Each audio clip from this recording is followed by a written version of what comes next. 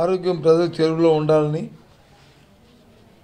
వైద్య విద్యని ప్రోత్సహించే విధంగా కేంద్ర ప్రభుత్వం తీసుకున్న నిర్ణయంలో భాగంగా 2017లో తీసుకుంటే అప్పుడున్న ప్రభుత్వాలు వచ్చి వాటిని విస్మరించిన నేపథ్యంలో దేశంలోనే కాకుండా ప్రపంచం అంతా కూడా వచ్చిన కరోనా పరిస్థితులన్నీ కూడా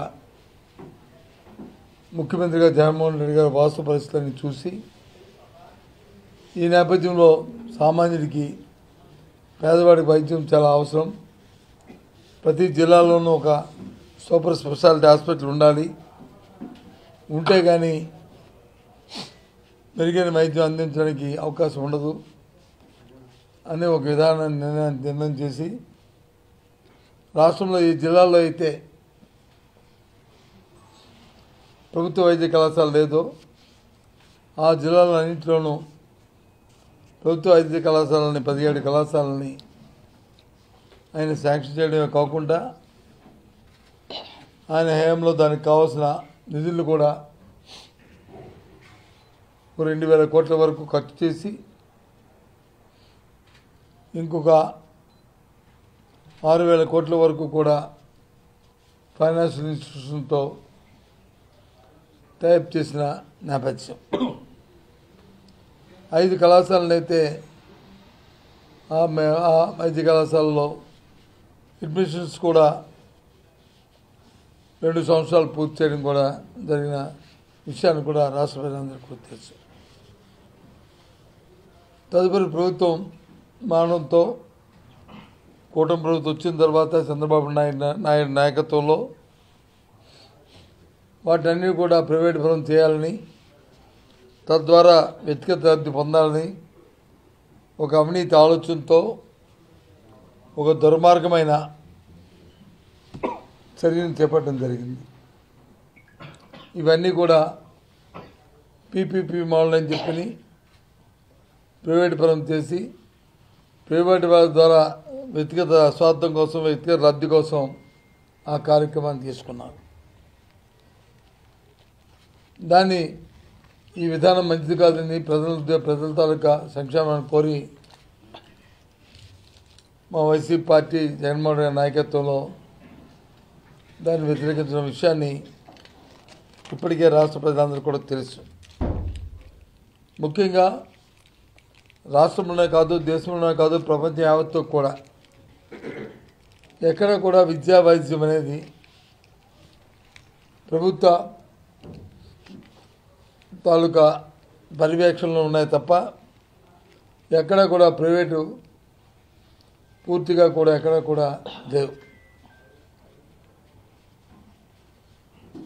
ఎందుకంటే ఇది బాధ్యత. ముఖ్యంగా మన భారతదేశంలో, మన దేశంలో విద్యా వైద్యం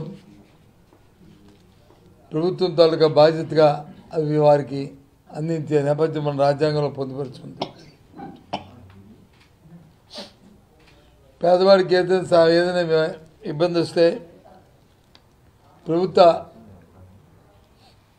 హాస్పిటల్కి వెళ్తే, వైద్యశాలకు వెళ్తే అక్కడ జరిగిన సౌకర్యం కానీ లేదు వాటికి ఇవ్వాల్సిన వాళ్ళు భరించవలసిన ఖర్చులు కానీ ప్రభుత్వ వైద్య కళాశాల ప్రభుత్వ హాస్పిటల్స్లో ఉండవు. ఇది వాస్తవం. ఇది అందరికీ తెలిసిన సత్యమే. దీనికి ఏమీ కొత్త చెప్పుకోక్కర్లేదు. కానీ మరి ఏ ఆలోచనతో చంద్రబాబు నాయుడు గారు సంగతి చేసుకోవడం మాకు తెలియదు. కానీ ఒకే మేము మాత్రం అనుకుంటుంది, మేము మాత్రం ఊహించింది వాస్తవం కూడా, ఊహించడం కాదు వాస్తవం కూడా. ఎంతసేపు కూడా ధనవంతుల కోసం తన స్వార్థం కోసం ఆలోచన చేస్తాడు తప్ప సామాన్యుడి కోసం, పేదవాడి కోసం ఎప్పుడు ఆలోచన చేయడు.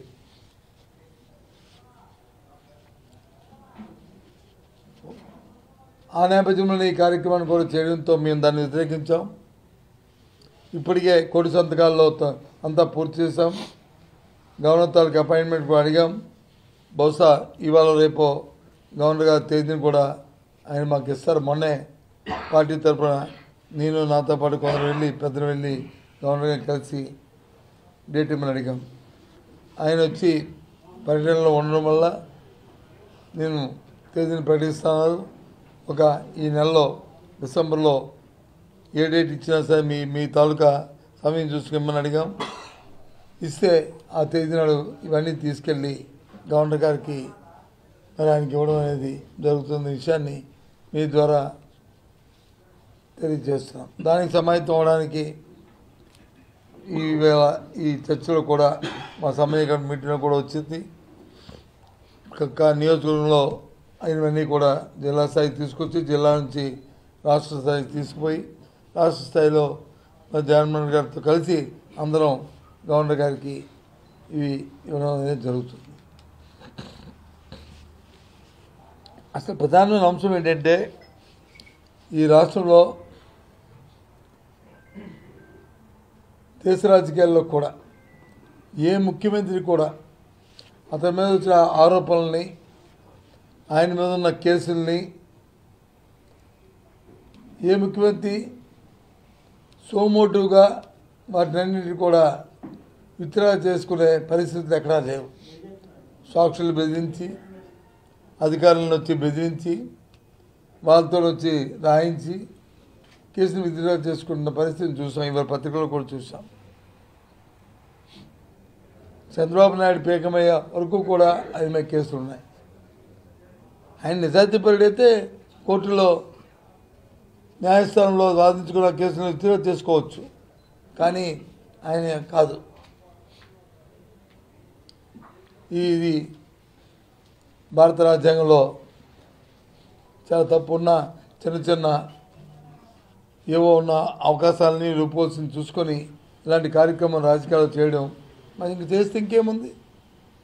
ఏ ప్రభుత్వాలు వస్తాయి ఆ నాయకులు వచ్చి వాళ్ళ ఇష్టారాజ్యంగా అవినీతి కార్యక్రమాలు చేసుకొని ప్రజల గురించి ప్రజలు పట్టించుకోకుండా దోచుకు తింటూ మళ్ళీ ఏదో స్వలాభాల్లో స్వార్థంతో మళ్ళీ అధికారంలోకి వస్తే అది కేసులు తీసుకుంటామంటే ఇది ఎక్కడ న్యాయం? మాట్లాడితే పెద్ద పెద్ద మాటలు చెప్తారు చంద్రబాబు నాయుడు గారు, కానీ ఇది చేస్తుంది మాత్రం చాలా తప్పు. దీని మీద కూడా మేము